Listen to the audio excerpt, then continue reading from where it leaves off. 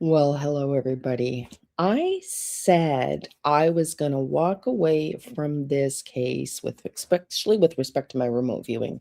And then this happened. You know, when I did the astrology and I was answering your questions, that video, if you missed it, you definitely want to check it out.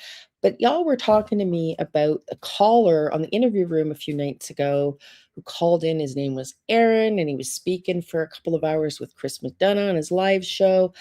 And you guys were mentioning to me that, for those of you that heard it, that Chris was seemingly interrogating him.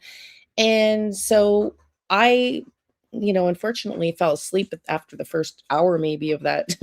And when I went to go and watch it the next morning, there was 5 hours to it, and I wasn't able to watch it at that time. And then when I went to go back, he had deleted the last 2 hours. And so we knew a few of the specific details of the things that he was mentioning, but boy, oh boy, y'all, I found some very interesting clips that I dug up of what was discussed in that interview. And it started a very unusual 2 hour, if you will, like you said, interrogation. And then Chris, like we said, deleted the last 2 hours of his live stream.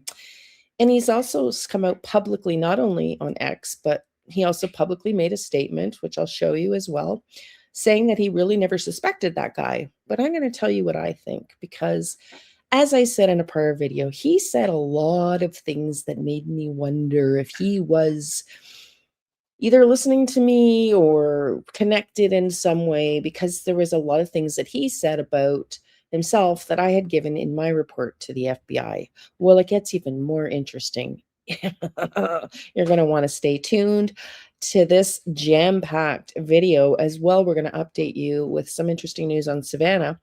And anyways, so everybody thought Chris submitted it to the police, and he's saying he didn't. And then the same caller then calls in to another show.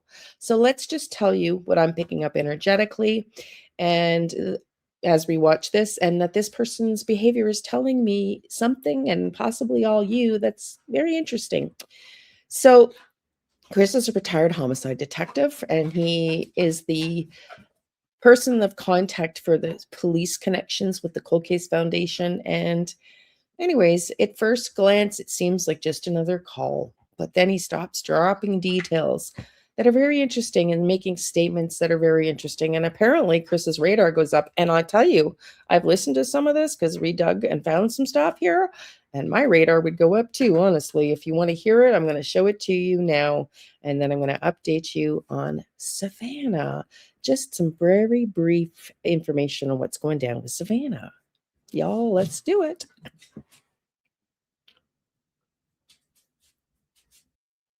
So I want to give credit where credit's due here. This is a YouTube channel that I had not heard of called Salty Girl, and she put together these two clips for y'all. Listen in to what the interview room, what was said, for not the full 2 hours, but we've got a 20 minutes or so of clips here from that interview. Listen in. Together. They're all both almost 7 minutes in length. I believe this guy was on the phone for about an hour. Actually, from what I'm hearing with Chris. And again, actually, it was 2 hours. Salty is doing like I am, and she's trying to dig things up, and she dug up these two clips. Let's listen. Again, we don't have the whole call, so I don't know everything that happened. I don't know how he ended up doxing the guy. I know that at some point the guy was like, you're kind of making this personal, right? The guy was getting a little sus, I think. But anyway, let's take a look. All right, last caller, we've got Erin. Chris. Erin, can you hear us? Chris, can you hear me? Yes, sir. How are you? I'm making it. So I also have watched Monk since the beginning, since day one. I've followed this case since day one, and I don't want to rant off either. I want to actually ask kind of rapid fire questions, but Monk's also said the backpack a long time ago in his original video that they had the wrong backpack. Everybody is really saying now that the DNA, well, don't rest on the DNA. There must be something else. So if they got the wrong backpack, The DNA is hit or miss.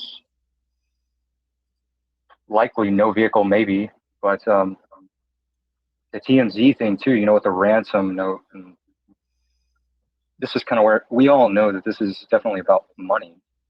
This has got to be driven by money. It wasn't a random attack. Nancy was selected because of Savannah, high probability. And who would do this? Originally, they had made 2 detainments of LD and I believe Monks, and around that time, even another channel, a sleuth guy. Now, LD is going to be that Luke Daly guy. Now, he just mentioned seeing it on Sleuth's channel. When he said Sleuth's channel, I knew he meant Sleuth Intuition. I was talking about the connection of LD and like a Bonnie and Clyde situation, and it's really never talked about.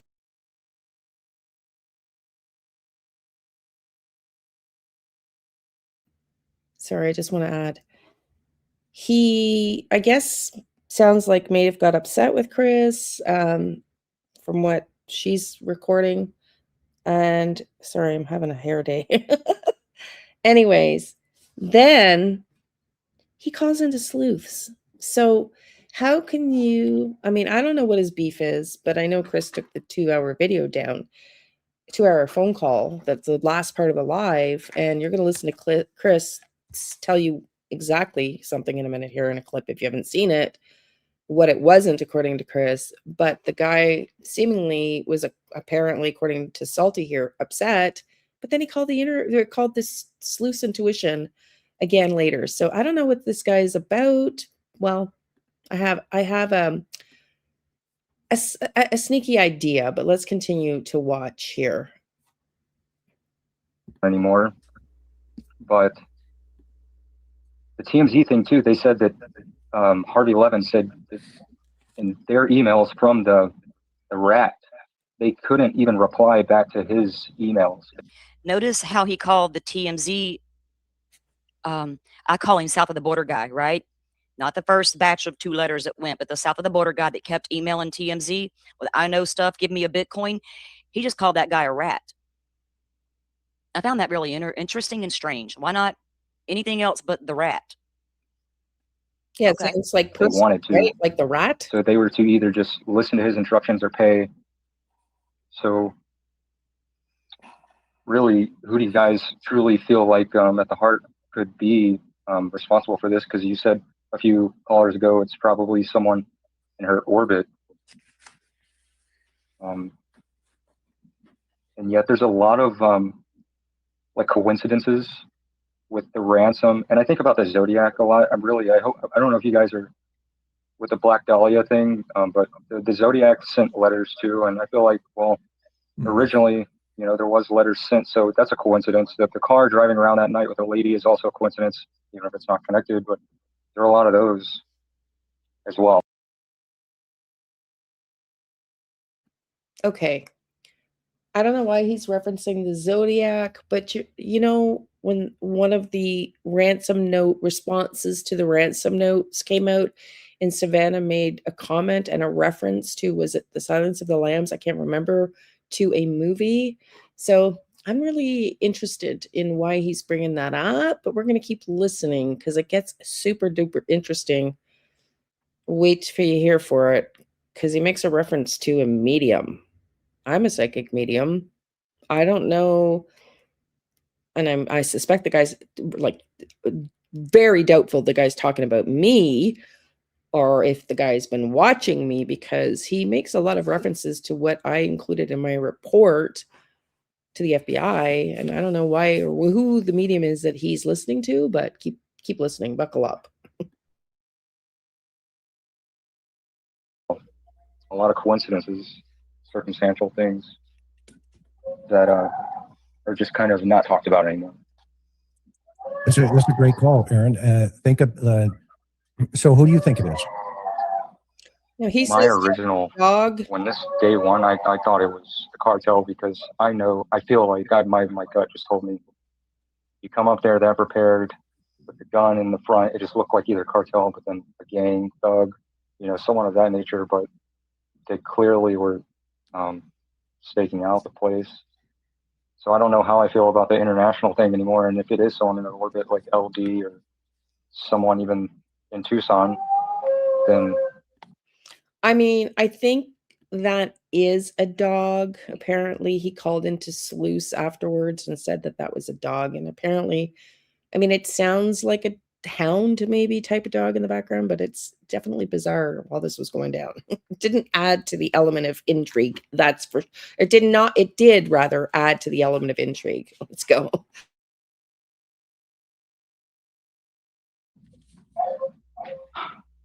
I genuinely don't. Y'all hear what it appears to be a dog in the background. Some say it's not a dog, some say it was, some were really off put by this weird howling sound in the background. But he says later on Sleuth's channel that it was the dog. He gets a little bent about it, like people are weird for speculating strange stuff. Y'all, I don't know. I can't get there yet that JLR put this guy up to calling anybody. This guy's out here on a league of his own. He's already been calling in. Now, JLR is behind it, maybe, but I'm not willing to go down that road yet. That's too easy. I'm not going to blame everything on JLR. He's a fucking idiot, but I'm not blaming everything on him until I get some proof. Would he put somebody up to calling up other shows? You'd think he'd put them up to calling his own show, right? That's how JLR operates. He puts his own fake callers onto his shows. Know who it is, but there was a lady early on that she was responsible for drawing out a lot of sketches and has like a Guinness Book of World Records, and she drew that sketch. And I wonder if you guys does anybody even pay any attention to that anymore? Like, so he brings up that weird sketch. Remember the sketch that lady drew and put out there when she couldn't even see the man's features beneath the mask? Junk science bullshit. Well, let's take each of your pieces of the puzzle. Okay, that you've mentioned here. You mentioned the Zodiac. You mentioned Monk. You mentioned the backpack. Don't rest on the DNA. No vehicle. TMZ ransom note. Selected Savannah. LT connections. Levin. Listen or pay. Car driving around. And so and now you're in. Now we have the cartel.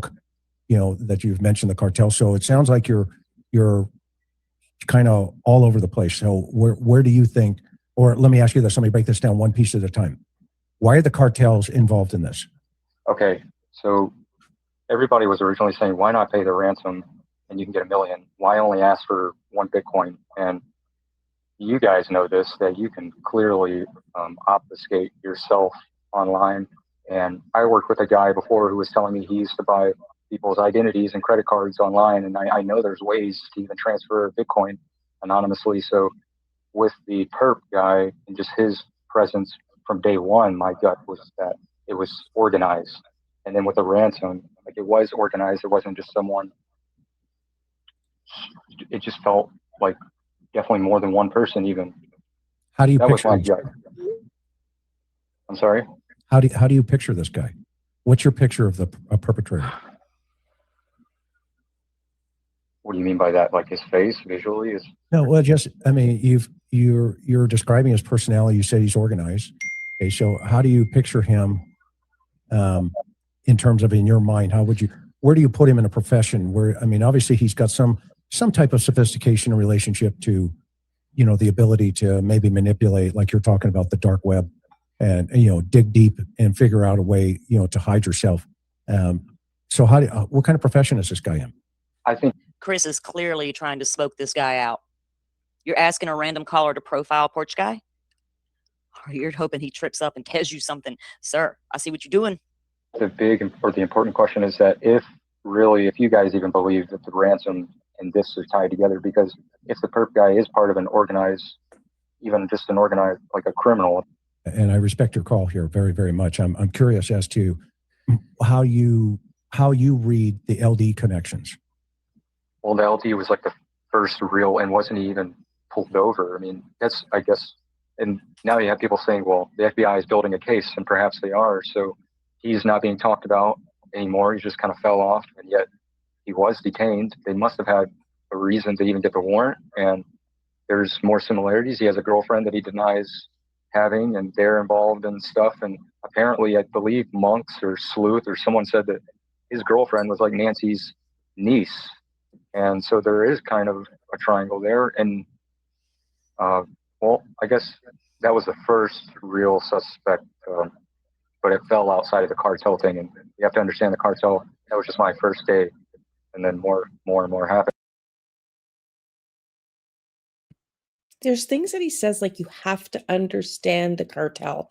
He lets certain little statements slip, like, you have to understand. Like, it makes it appear, it sounds and makes it appear like he's got some inside knowledge. You have to understand. You're talking to two retired homicide detectives, and I mean, Bob Gilliam, for Pete's sakes, was, I think a sheriff or a head, like a boss. He was pretty high up, and a sergeant, I believe. And you have to understand. I mean, these guys would understand better than you, Erin. So it's just those kind of statements that he makes are just interesting at best. And here we are. See, the guy rambles and he goes through all the different, he like in the beginning, I'm thinking cartel. And then after the daily and the Kayla of it all, then I'm thinking not cartel. Is he just a guy sharing his thought process, or is he a suspect? I don't know. We're here to decide. We are going to decide ourselves. Fire. Yeah. Do you think the cartel would take this risk? For that kind of money? BMD, I did not. I normally watch it, right? But I didn't watch that night because it was a call-in show. I started it, and then I went and did something else. And I got these clips off of X. Was it about an hour-long call? Can you tell me that much? But I just started the show. This is 2 clips I pulled off of X and put together. So this is what we are reviewing. And I don't have access to X. I don't use any social media, and I tried to get back in after not using Facebook, X, for very, very many years, and was blocked out because I didn't use them. So I don't have any access to them. So this is why we're listening to this. So thank you to Salty Conversations. But yeah, it's just some of the things he says. I'm just going to keep listening. Very odd. Very, very odd. and the caller calls into Sleuth Intuition channel after all this. I mean, weren't they asking for $6 million? So yes, even in a small, and then what's crazy is that you take a payment plan. a payment plan. Yeah, I mean, I know how Bitcoin works, right? Where you can set it up to where it progresses automatically. 4, 6, 8. What are you doing? Will you take a payment plan? Bitcoin, Lord, never mind. I'm gonna leave that back there in my Web3 world that I came back from a little while back. No, Chris, stop it. But Yes, sir. would the cartel do that, knowing that they're going to risk an entire weekend with an 84-year-old woman in their possession? Okay, well, one thing is the TMZ rat and the ransoms they do get mixed, and says so from what I rat with disdain in his voice. He says rat with disdain in his voice, like he's angry about it, like he's oddly angry about it. So it's just bizarro. It's really weird. Let's keep listening. It's just a very interesting call. And don't leave now, because boy, oh boy, I got lots more to show you and talk to you about today. Keep going here. understand and gather is that So he had that guy on the line for a whole 2 hours. Damn. That's wild. the rat was asking for partial now and the rest later. But See, the rat was asking for partial now and the rest later. Is that just a term he would normally use for a narc, a tattletale?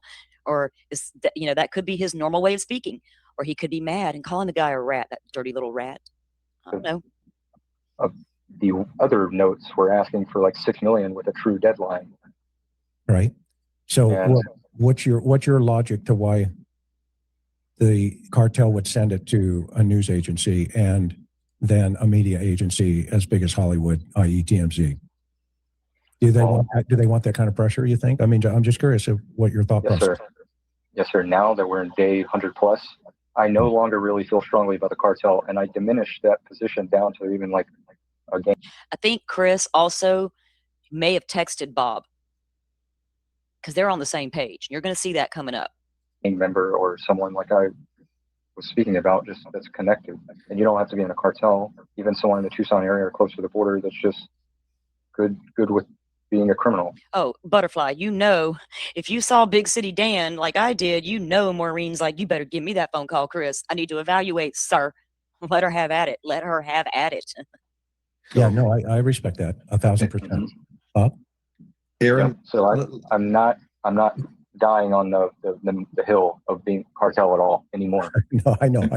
I'm just curious what what your thought process is and how it's, connecting the dots here. Bob, what were you going to say? Yeah, Erin, let me ask you a question. Where do you think Nancy is? Where do you think he or they took her, and where would you envision she is right now? Can I tell you something, Bob, before I answer that question? And I greatly appreciate your question.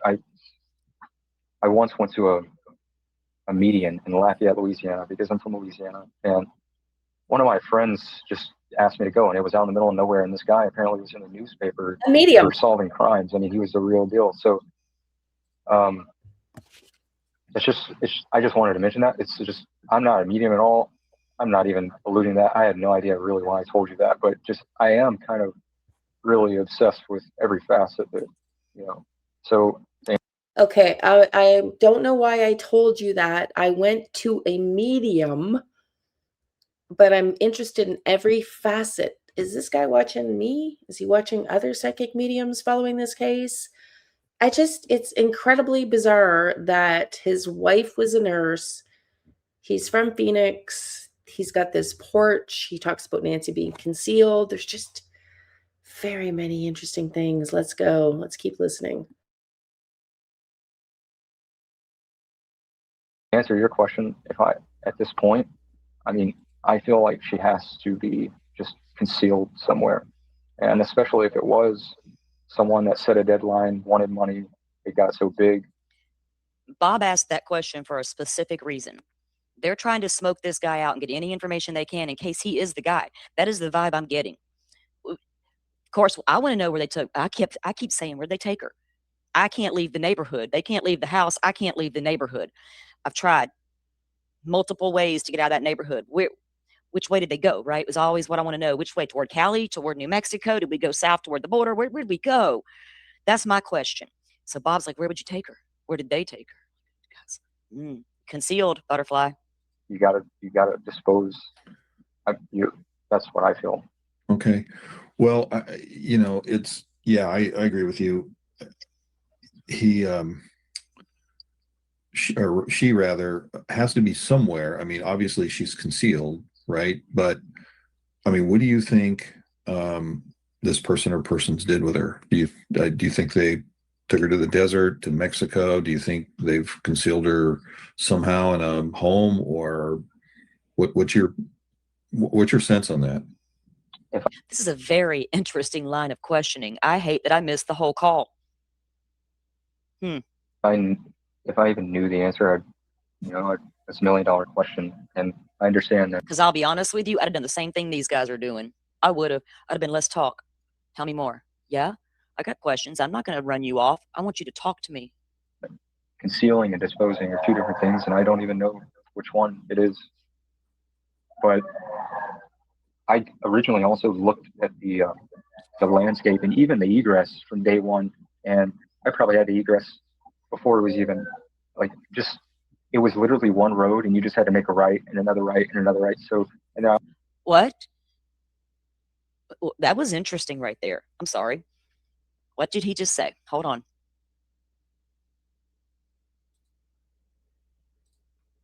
Look, it's going to be the landscape and even the egress from day one, and I probably had the egress before it was even it was literally one road, and you just had to make a right and another right and another right. So, and I also looked at the mountains. You don't really want to go north, but yet that's maybe a great desolate place, but it just doesn't feel like they would have went north into the mountain. So south. I agree. We're going south now. I'm not going south. My mind's going toward Cali. Monterey Spike. Well, I actually think they went. The border being as close as it is just, it is what it is. It doesn't mean that she's there, but. Are you local to the area? I'm in Phoenix. So he's in Phoenix, but he had been from Louisiana, right? And thank you for becoming a member. Let's see, where did it go? Well, first, here's one. Niece found me through J4J. Thank you, Jennifer. Thank you for becoming a member. Was it Jennifer who membered up a minute ago? Thank you all for being here. And everybody who did come in from Jay's channel, we appreciate you, and we are so glad to have you all over. Yeah. So you are sort of local to the area. You know the area. Yes, sir. I've been here for 11 years now. Oh, And I've wanted to be involved. I really, truly have wanted to, because the FBI is here in Phoenix. I've literally wanted to ask for a job. Like, He's literally wanted to ask the FBI for a job. He has been in Phoenix for 11 years. He comes from Louisiana. Boy, he says this could be a story. This could be all made up in this guy's head. Let's not pretend we don't have delicate people on the internet, because we do, right? It takes all kinds of kinds. Y'all remember that one time that guy popped into our chat, wanted to jump on the panel? I don't know. I hear what she's saying. I promise you want to keep listening. I know I don't normally stream another streamer's live and let their comments go on unless it's like a police investigation, but there's too many comments for me to have to stop, and it's just easier this way, trust me.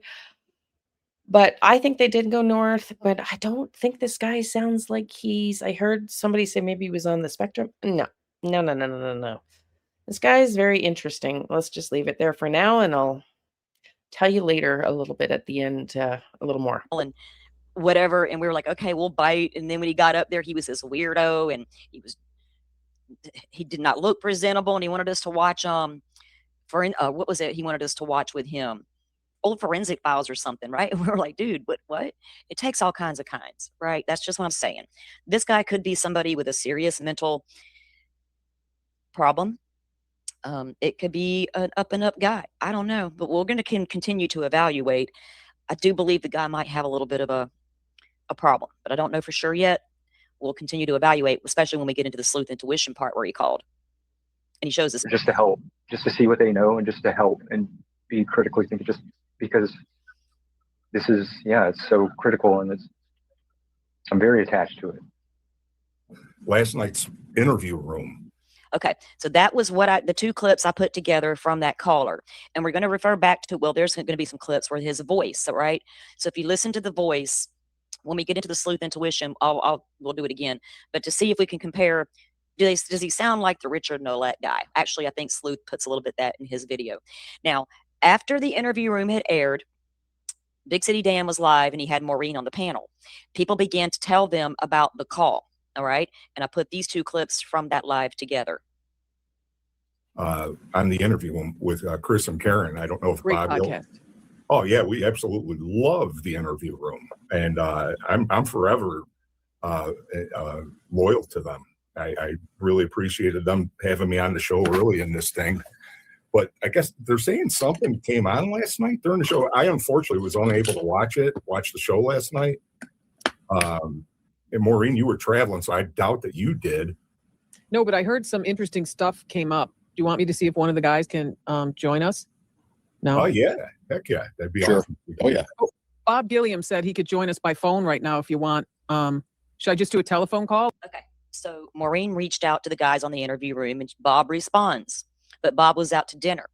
So what they end up doing, because Big City Dan doesn't, he's learning the tech stuff. Maureen plays Bob's call. He calls Maureen's phone and she plays it over. Anyway, she plays the call on the live, and Bob didn't know what she was really going to ask. So it kind of put him on the spot, and then we'll see how it unfolds. Watch this. Or should I try to send him the link or? You want me to defer to technical people on that? Yeah, Yes. Maureen, you got to remember, I'm like a doofus when it comes to I wasn't talking to you, Dan. I knew better. You see, I was looking at these two guys. You can probably put it on speakerphone. Should I just put him on speaker? Sure, Yeah, because if you want to do that, that'd be great. Because we He's want out to and about. address it, because a lot of our viewers are mentioning about last night's show on the interview room, and boy, do I regret not seeing it. Well, we'll watch it. Well, I'll watch it here later. We definitely Hey, want to hear how you from doing? somebody who's been inside. Y'all won't watch it later, Maureen. It won't be there later, Mo. You're going to have to get Chris to let you listen. But Dave, let's face it. We're live on our show right now, and Robat, was that Robat? Look at the profile picture. I love it. Yes. Pretty sure this is just a lonely recluse who wants to participate in the mystery. I believe you could be right. Chris likely deleted his content because he was dangerously close to insinuating this guy is a guilty party. Was he read technique in his ass? I don't know. I didn't get to watch all of it. everyone can hear you. And I just wanted to know if we wanted to let you know that a lot of our viewers are talking about the end of the interview room last night, where someone was talking about some interesting information about the Nancy Guthrie case. Yes, a gentleman named Erin called in, and he was an interesting fella. I'll say that. He rambled on and on. He mentioned the Zodiac killer and several. And pardon me, so I'm out and about in Boise, so No problem. I'm out at the restaurant actually, so you may hear some background. But he rambled on. Did you know, Dan, Chris and Karen have done, I don't know, 2 or 3 live shows, live call-in shows. And last night, I think was the 3rd one, maybe the 4th. Yeah. And this guy, we took on somewhere near 20, 25 calls. And we're losing you. We're losing you. So it made it, I'm sorry. You're breaking up. Okay. So can you hear me better now? Yeah. Yes. So we took, I don't know, somewhere around 25 calls last night. And this gentleman, Erin is his name. He was the last caller.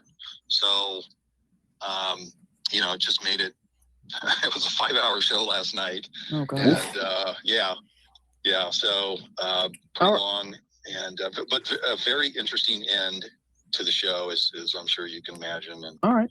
Then we'll touch base with you and Chris later and see if anything else is developed or if Chris has developed anything. Yeah, I'll tell you more off air, Maureen. Okay. But, I'll talk to you a little later. All right. Oh, I'll tell you more off air, Maureen, and we'll talk a little bit later. Bob did not want to get into it, right? She picked up on it. So that was crazy. They're trying to get the scoop on what happened, and they're like, we're not saying a word. But I can almost agree with that comment that we saw earlier that I just highlighted and read a few minutes ago. Did he come dangerously close, right, to insinuating? But I didn't get to hear the whole thing, so I don't really know what to make of the caller, but I think you could be quite right, especially when we go unpacking the rest of the other call. Forrest gifted out some memberships. Thank you, Forrest. Mama Bear, Bass Girl. Oh, nice name. I like that.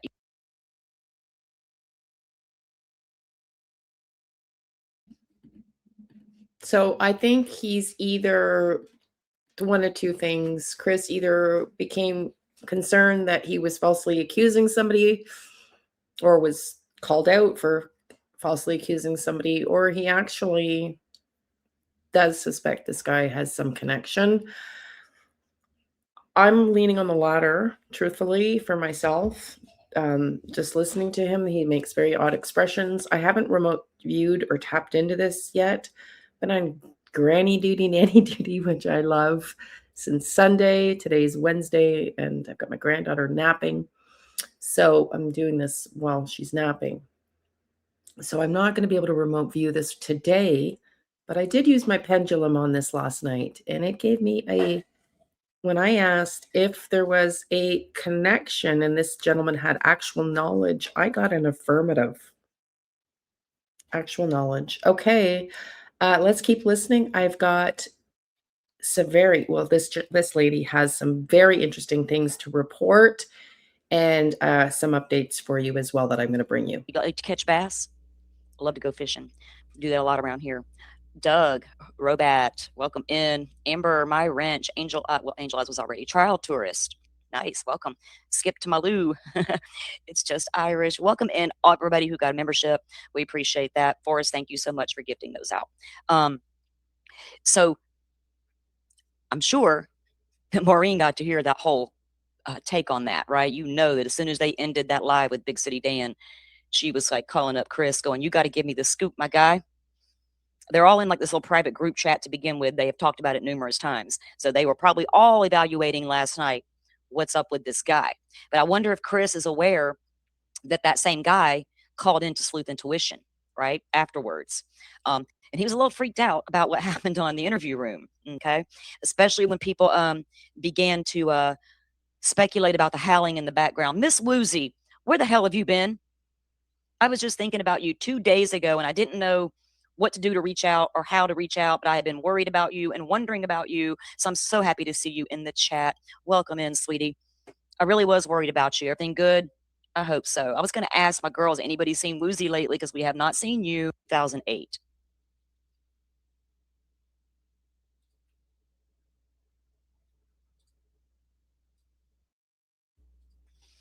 This is apparently the Richard Nolette guy.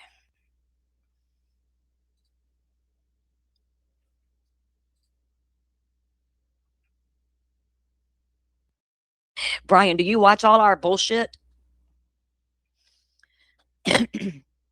Now, when you look at the channel, it was created. Okay, she's done some investigating and sleuth's intuition, and this woman here believe this guy name is Richard Nolet, but then he just mysteriously, or somebody starts mysteriously posting. You got to keep listening to this. It gets even wilder. Under Monterey Spike, a YouTube channel just recently with one video. Watch this.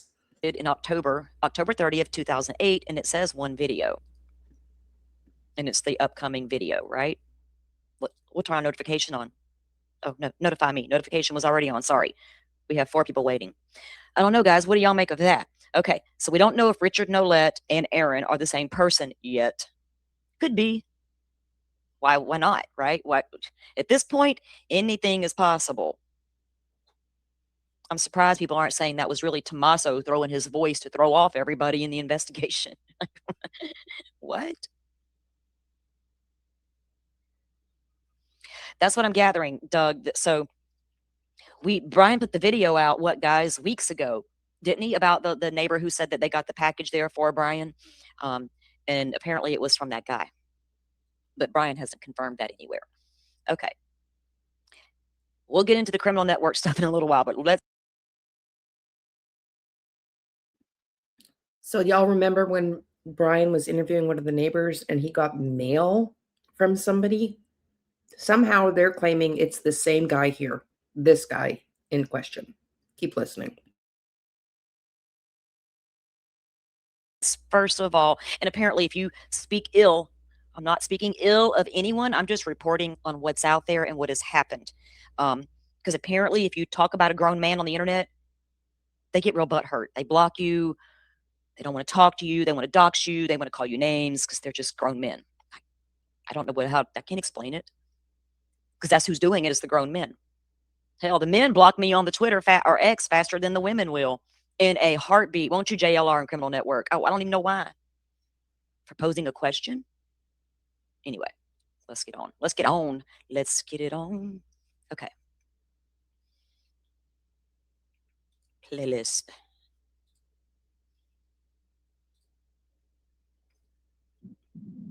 Jay always says, smoke them if you got them. I say eat them if you got them, because I like to eat my weed these days. My gummy kicked in. I couldn't help it. Yes, Forrest is turning that chat green. Forrest is an OG. We wouldn't know what to do without our Forrest. I'm telling you, me and my girls, we would be lost without our Forrest on occasion. I'm going to tell y'all. We miss him when he's busy. None of us can do this alone. It takes a village. Interesting here. She dug out this same guy, that video that they think is this Erin guy. I have no idea. No idea. He was on Sleuth's Intuition, apparently, more than once, I think, is what I'm from what I'm understanding. But he posted this, the same guy, that Monterey Spike, and he writes, "This was a satanic sacrifice committed by my family members." Do you see that? By my family members.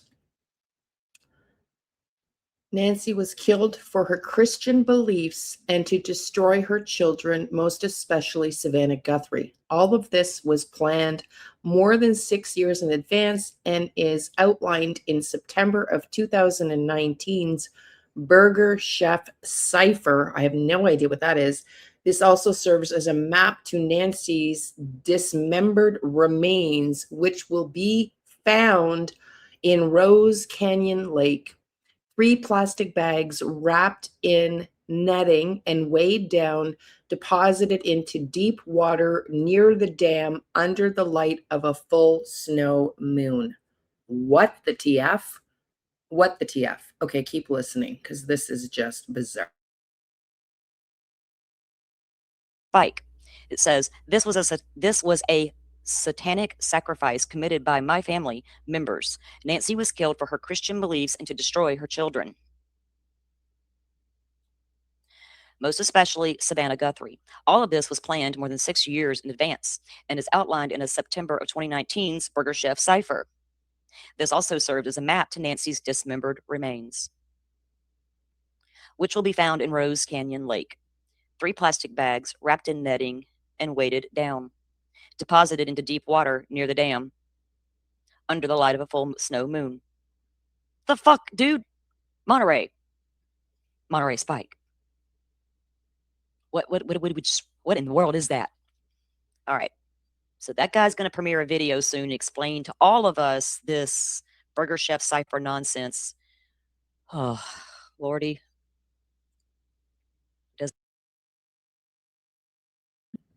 At this point, he's already released it. I'm not going to go watch it. You can go watch it. But I don't know if it's the same guy, but let's listen in to a little bit more before I update you with some other amazing news. And I saw a live where they thought potentially what looks like a gun is actually a taser. And I want to let you watch that as well. And you can tell me what you think. Let's listen in for a few more minutes, and then we're going to move on to the other things. Does it have anything to do with Miss Nancy? Is it just a bunch of weirdos like WSU Mom Kim who love to insert themselves into cases? I don't know. Right. So somebody with the YouTube handle Monterey Spike was going around leaving these comments. This one read, "This was a satanic sacrifice committed by my family members." Right. So of course that's going to get my attention. Nancy was killed for her Christian beliefs. Makes sense, right? It was a pagan holiday and a snow moon. And to destroy her children, most especially Savannah Guthrie. All of this was planned more than 6 years in advance and is outlined in September of 2019's Burger Chef cipher. So that's where he kind of left me.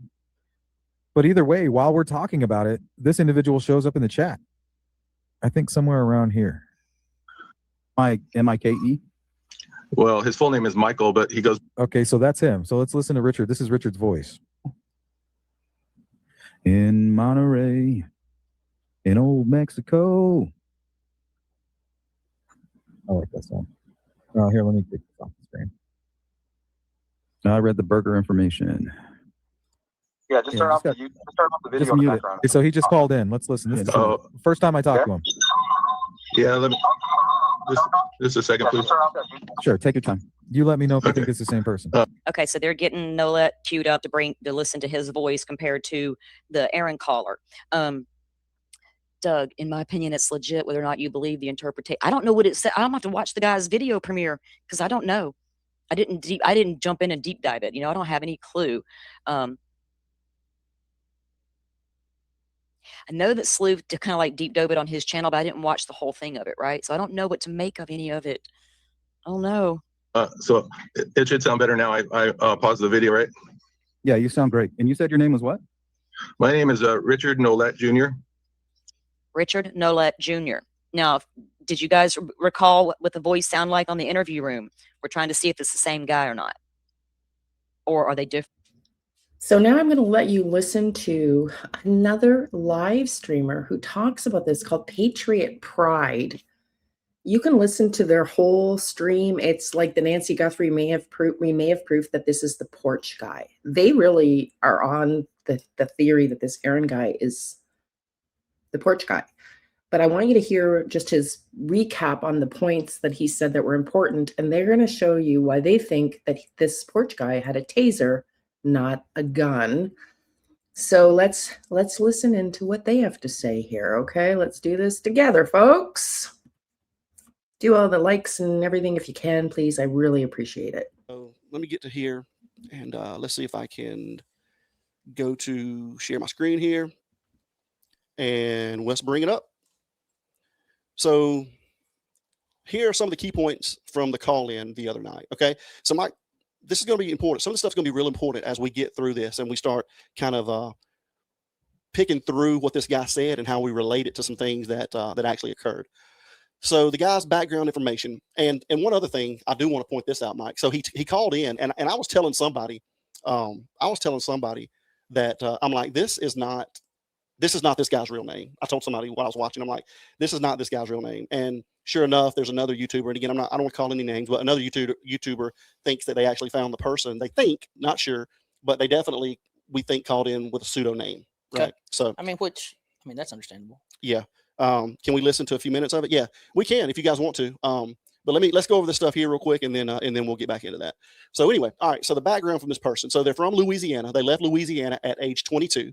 They're currently living in the Scottsdale, Phoenix area, and they believe that Nancy was not a random target, and they conveniently said that she's concealed somewhere. Okay. And this is just their opinion. That's what they said. This is Okay. their opinion. So the statements and phrases. So this is what was really weird to me. And so this guy says, we got to bury this.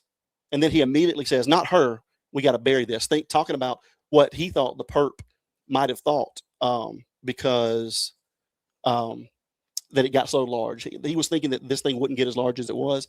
And so he thought that they just got to bury the situation and make it go away. But he immediately said, not her, but we got to bury this. So that was very interesting to me. So we'll go back here and we'll pull out some more things that the guy said. So again, said, we got to bury this, not her. So he repeated an emphasis on egress from the house, Mike. And conveniently, again, he said, all you have to do is take a right out of Nancy's house. Like he was very familiar with this. And he lives in Arizona? He lives in the Scottsdale, Phoenix area, allegedly. And so, and he commented on, I don't think they would go to the north. That would be stupid. All they had to go would be to go south to the border. Right. And again, guys, this may not be anything at all. May not be anything, right? But again, here at Patriot Pride, we bring all of this stuff to you guys, and you can form your own opinion. But a lot of this stuff is going to be very, very coincidental. And you know how we feel about coincidence. Yeah, you give me 5 coincidences. We start to look. Well, you better start counting because you're about to see a lot of them. So again, we'll get back into this, but it's going to be very interesting as we go here, guys. So he talked about the directions out of Nancy's house. Okay. So then he started talking about law enforcement interests. So he said he thought about trying to get, or he would love to be with a law enforcement, whether it was Pima County or FBI, to help out. Does he have a law enforcement background? He did not say that, but and well, I mean, we'll get it. Like they just hire, like yeah, I know. You have to go to school. Yeah, like, for sure. You have to pass firearms, and you have to, TASER and certifications and pepper spray, and like it ain't like, oh, I'm just gonna go get a job. Yeah, exactly. And he said I would just like to be able to help in some way, but then he said, he said he'd love to know, see what they know, to help to see what they know. Yeah, which was really weird. And I don't know that he meant to say that. I don't know if that slipped out or not, but he'd love to see what they know. There's a few things that this guy says that just slip out that are very curious. We're going to listen to just a few more minutes of this, and then I'm moving on to a couple of other things. But I really want you to first see why they think this is a taser gun. Keep listening. And then he quoted, he said, he's very attached to the case. I mean, but he's very patient. Okay. Patient. So again, kind of weird. So he kept talking about money and blame. Says it's all about money, and he continued to put the blame. So he is blaming somebody like the other. He's blaming Luke and Kayla for this. He continually. Did he literally come out and say that? Yeah. Well, he said LD, and I think I'm not sure if he said Kayla's name, but he said LD and KD. So then he went on into the Bitcoin and the DNA comment. So he mentioned Bitcoin a lot, and Chris kind of grilled him on the Bitcoin. He says, not that I've ever done this, but right. And then he discusses the anonymous possibilities with Bitcoin. So he says that he could understand why people may go the Bitcoin route because of the possibilities of being anonymous. And then he gave a couple of different examples of how you could be anonymous if you went through the Bitcoin aspect of it. So then he went on to, so Chris was asking him, was he native? He said something about being Native American. And they asked, has he been through like 23andMe or whatever, right? And he said no. And they kept saying, well, you need to do that. You need to do that. There's a lot of trying to get him in the database. Yeah, they're like, there's a lot of benefits that come along, if you're Native American. And so they kept pressing him on it. So then he does say, he's like, are you trying to lure me into the DNA database? And so by saying that, why would you, I mean, I understand why Chris is doing it. Yeah. But why would you say that if you didn't have something to hide? Yeah, exactly. And so that tells me, right?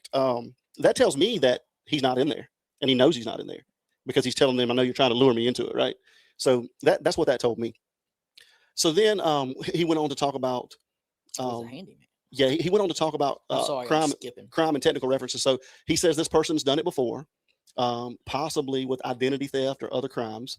And so that kind of led back into me when he talked about the Bitcoin, because he talked about how that you could either you could get someone to go pick it up for you, or you could just put false names on the Bitcoin account.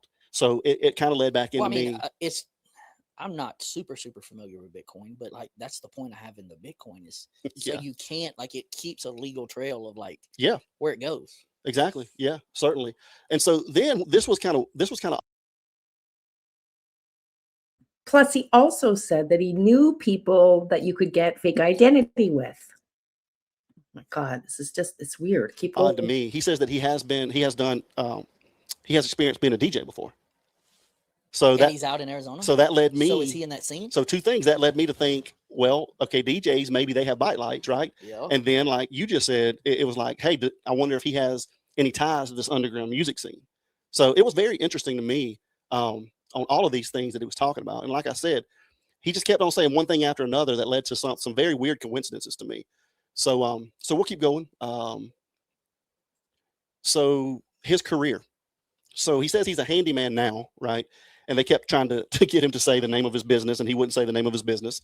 But here's where it gets a little weird, guys. And I want to come back over to you guys as we talk about this. This is where it's going to get real interesting. And Mike, this is where. Is this why you called me the other day? This is where it's going to get very interesting right here. Okay. And guys, so I need you guys to really pay attention on this part, because this is where it might blow your mind a little bit. The Braves lost. Damn it. Anyway. So yeah, you called me and we talked about that company right there that you're mentioning. Yeah. So all right. So he is currently allegedly a handyman, but here's what's weird is he worked for a company named Axon. Okay. So and we'll get into that in a second, what that means. Listen so what he says he mounts things, right? And anything that can be mounted, and he specifically stated, I think allegedly he said cameras and lights. Okay. So again, is he the one that mounted this stuff on? Well, somebody had to know about the Nest Cam, right? And we all know that I think that was a show up front, and I'm going to get into why I think that still was a show. And you guys are going to be blown away when I tell you what I think. So anyway, we'll get back into it. So he mentioned Axon. He didn't. Do y'all know what they do? Well, we're about to get into it. So does it before that? Because I know what they do, just doing from being what I've done in the past. Do you think anybody in the chats know what they do? I don't know. Let me finish this right here, and then we'll ask if they know what if they know, because I would love to know that as well. So let me finish up right here. So again, he mentioned Axon, and he mentioned that he didn't want to be on the line there at Axon. And again, like Mike said, we'll tell you what that means in a second. So he referenced body cams, and he referenced assembling tasers and mounting lasers on them. Okay. Tasers. So we still got more. So potential themes. So knowledge of investigative procedures, fear of DNA identification, possible financial motive, prior criminal sophistication, interest in law enforcement systems, and concealment theory versus random violence. So as Mike said, I don't know if you guys know what this is. So put it in the chat, guys. We're back to the chats now. We couldn't see you guys a second ago. Sorry about that. But you guys put in the chat. Do you guys know what the company Axon does? If you know what Axon is and what they do, put a 1 in the chat. And if you don't, put a 2 in the chat. So the company, Ginger, thank you so much for your support. 5 memberships from Ginger. Thank you so much. Yes. Thank you so much. I'm trying to get to it, Ginger, but the chats are unbelievably fast here. And I can only see 2 of them at a time. Ginger, where are you? A lot of 2s. There you are. Thank you so much. There's a lot of 2s in the chat. Well, you guys are going to be blown away when you find out what this place is. He said he heard something different. Okay. Well, we're going to see what they are here in a second. So let's go over here and see what Ginger. Thank you so much for your support. We appreciate you so much. And guys, if you received a gift membership from Ginger, then please thank her. Thank you so much. So a lot of 2s in the chats. The chats are going crazy. Thank you guys so much for all your support. I can't thank you guys enough. Okay, so let's get over here to Axon and let's see what Axon does, guys. You are prepared tonight, bro. So let's see what Axon is. So guys, Axon is, let's scroll this down. So Axon deals with a lot of different things, okay? But they deal with a lot of AI stuff now, a lot of body cameras, a lot of tasers. And Mike, I don't know if you know a lot about them. I'm assuming that law enforcement uses this company a lot. Yeah, there's a couple of companies that would be used in purchasing certain types of tasers. So the tasers that law enforcement wear or carry are not sold to the public. certain models. You can have one that kind of looks similar, but it'll have different types of stuff on them that you have to use that would not be able to be sold to the regular person. Just to reiterate, this guy claimed he worked for Axon, and they're telling you about this company and what they do, and they sell tasers to police agencies, and then they go and show you some of these tasers, and they look, in their opinion, like possibly what the porch guy was wearing.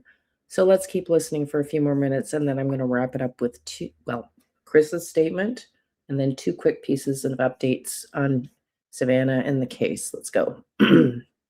Wild.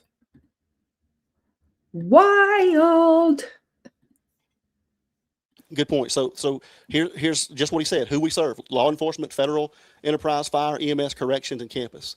So let's click on a couple of these guys and see what they say. So you can see, guys. Let's just look at that one right there.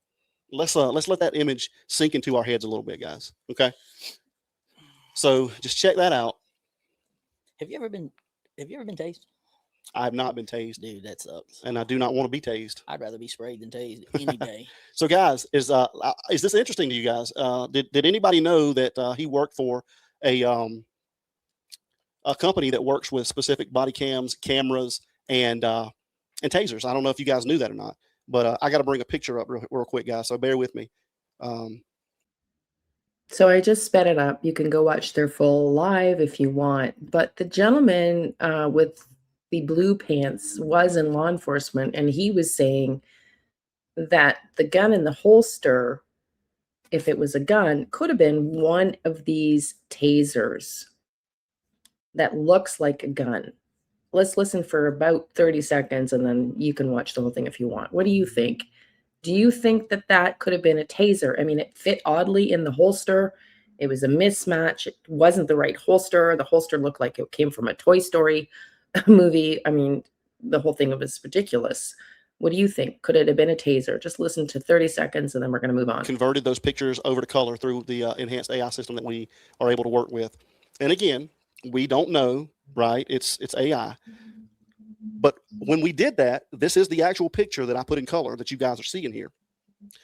And so I know there's a lot going on the screen right here, but the bottom line is you can look at that at the bottom under the conclusion. It says, based on the visible features, especially the 2 prongs in the front and the lack of firearm characteristics, this object is more consistent with a taser or a stun gun rather than an actual pistol. So, and again, your boy said that a few weeks back.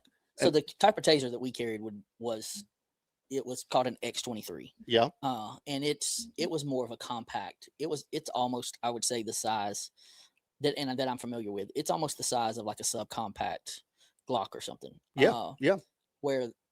And it's a little thinner. That looks bulky. It does, to me. And when we discussed that, I kind of had told you, I thought it was a different type of gun than they said that it was. Right.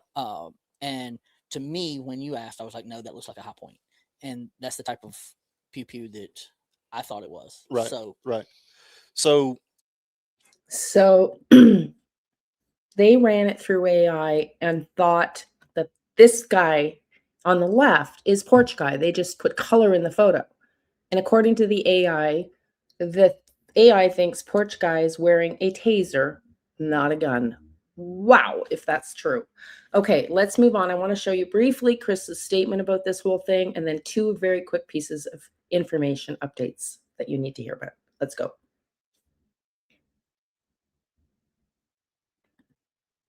So then it was either last night or the night before, Josh on The Lab, who's often on, he has his own channel called The Lab. He's often a guest in the interview room.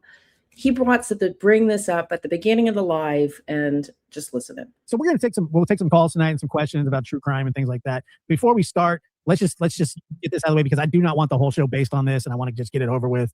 I just see this talk in the chat before about the Erin caller from the other day on TAR. I addressed this once already on my After Dark show, also on Twitter. There's really not much for me to address, because I've already said, it was nothing to me. It was sort of funny and lighthearted. I didn't think anything of it. I didn't think the guy was a killer or anything like that. I think that he was answering questions in a way that was trying to make himself seem suspicious and get the chat riled up. But anyway, other than that, I don't really have much else to say about it. Chris, you want to say anything? No, I mean, it was, look, if he sent me an email afterwards, basically said, look, first of all, I didn't call in. He did. Okay. Number one. Of course. Okay. Let's always remember that, right? As he was going on, it was obvious that, he was trying to make some points, and I got that personally talking to him. But at the same time, it was on the behest of, where Nancy Guthrie is missing. Okay. So not my first rodeo, and you don't want to go down that lane pretending for certain things. Okay. Impressions. I sent him an email saying, look, and here's what I said. I said, look, thanks for reaching out. I appreciate you taking the time to explain, what happened, your side of it, especially after the call drop. Because remember his call drop. Okay. Yeah, I remember. And I essentially said, look, thank you so much. Appreciate it. And Karen and I talked afterwards, and we just felt the right thing to do on behalf of Nancy Guthrie. Nobody else. Okay. Erin, this guy is not the killer. He's a young person. I've got shoes older than him. Okay. And, he came at this sincerely. I think the way social media is, the poor kid got attacked in 1,000 different directions. People were, reading me as if, I thought he was the guy. I never said that. I've never implied that. And that is part of what I think, this thing drifted off. Yeah. We ended it. It was good. High five. Thank you very much. Good luck with your life. Good luck with mine. And it's very amiable. That was it. And next thing you know he's calling into other shows, and I'm going, why are you doing that internally from me? But I ended it. I took it all, I cut it out. I put it in the trash, and it went away. Today, people used it for content, on their channel. It had nothing to do with me. That's their problem. And so that's where we left it. Yeah. And, John and I used to deal with this every single day, every night. People come in the station, and they'd say and do things, and you just go, okay, thank you very much. Have a great night. Okay. Karen made an interesting observation now, and that's what I'm going to say about that. Okay. For him, we've got nothing against the young man, and nor should the internet, in my personal opinion. What do y'all think? You've heard parts of it now, and no criticism to Chris. I think Chris did suspect the guy, but the guy reached out, or he reached out to the guy, and they had a conversation that said, dude, I think Chris felt he was very close to falsely accusing him of something, and he took it down. That's just my intuitive hit. I don't believe he didn't think there was nothing there. I wasn't on the call, so I can't really say legitimately, but having listened to the recap we all just heard and everybody else's comments of it, a lot of people were angry towards Chris for this. So I've got nothing against Chris. I think he's amazing, and he did whatever he felt was right. But you tell me what you think below. My spidey sense says this guy has knowledge of something. And that's what the pendulum said, but that's, not a remote viewing. I haven't had a vision or anything. I haven't really tried to tap in. I'm just instinctively, I think there was some suspicion there. What do you think? Tell me what you think. And then now we're going to briefly update you with 2 quick clips. One about Savannah and one about the case. Listen in. I think it was also in the interview room. I can't locate it now, but I'm pretty sure it was Karen who said that her source, I'm going to look for it, told her that the responding officer did not buy into the A&T's storyline when he first arrived. And I had told you that in a remote viewing session. So I simply wanted to show you that just to say, as a remote viewer, I have to remind you guys, for those of you that are new and don't know, that I do have a certain track record for being correct, and I'm not correct on everything, but I'm pretty sure it was Karen in that interview room, the one that was taken down, the shorter version, or maybe even last night's. I'd have to go back and look for it. But I just wanted to remind you that I said that I didn't think that the officer that first responded bought into the A&T storyline, and they validated that. I'm going to look for that clip, but first I want you to listen briefly to this.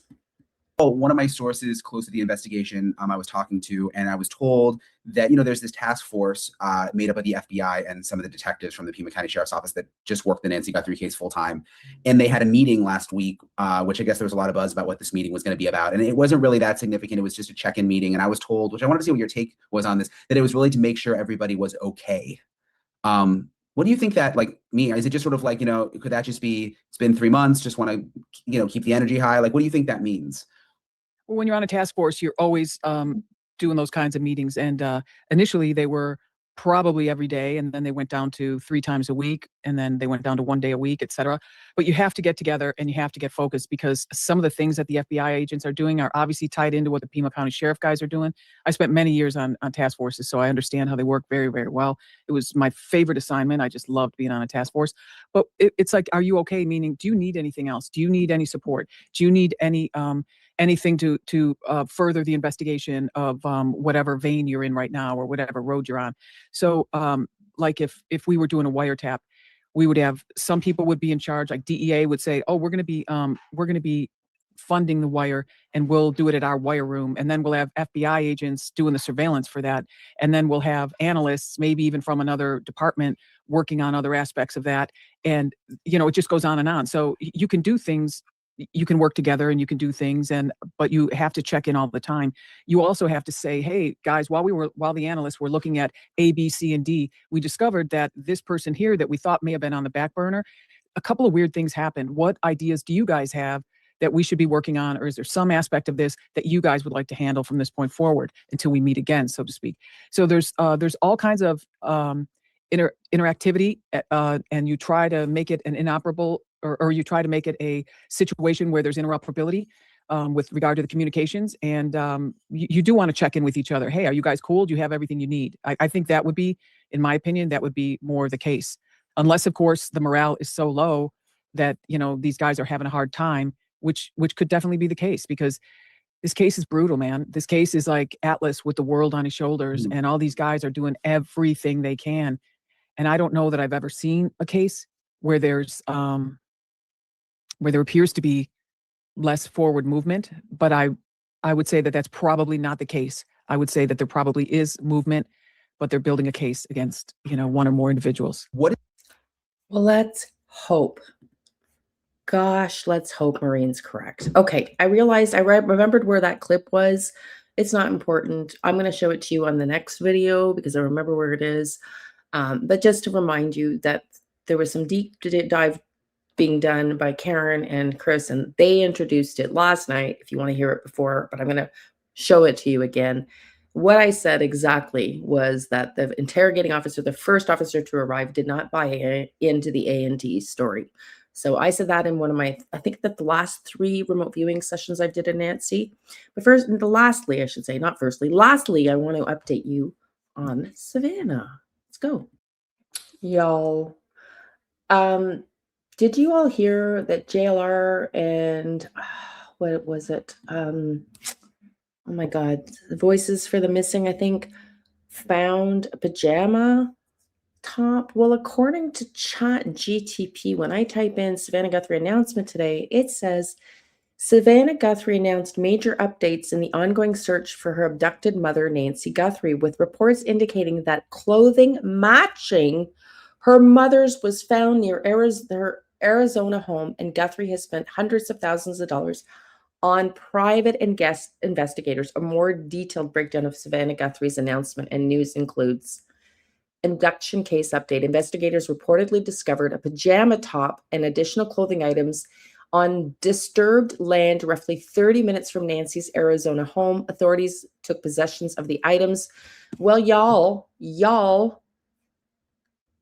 JLR posted they found a pajama top. I had said I thought she was in a gown and it was pink, but they were up in Oro Valley, where I pinpoint exactly the address to the FBI February 24th when I submitted my report, in Oro Valley. And that Erin guy talks about being in a porch and concealed, y'all. And I didn't even show you a clip that I meant to show you where somebody claims that she was buried like thousands or 47 feet down. And anyways, there's a lot of bizarre stuff going out around right now with people tapping in with details and offering up details. I don't know if they're connected at all, but I forgot to show you that. I'm going to have to bring that one back up later too. Authorities took possession of the items as Nancy was reportedly wearing pajamas when she was taken from her Tucson home. Private investigation. It was reported that Savannah quietly spent around $500,000 to hire private investigators to continue searching for her mother after the official investigation's pace slowed down. The family is also offering $1 million reward for information leading to her recovery. Well, we know the Wordle game announcement, so we really don't need to know that.